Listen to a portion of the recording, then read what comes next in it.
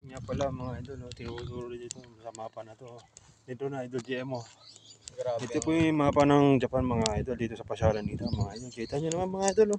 Napakagaling ng gumawa nito. Shoutout sa gumawa nito kung sino ka man. Mabuhay ka hanggang gusto mo idol.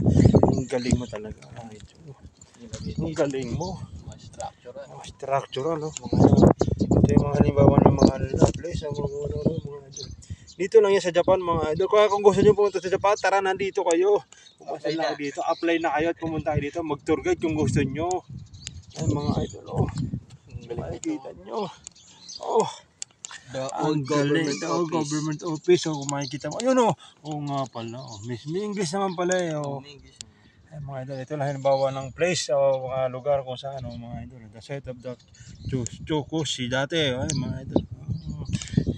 Structure, ang ganda. Ang taas pala ng ano.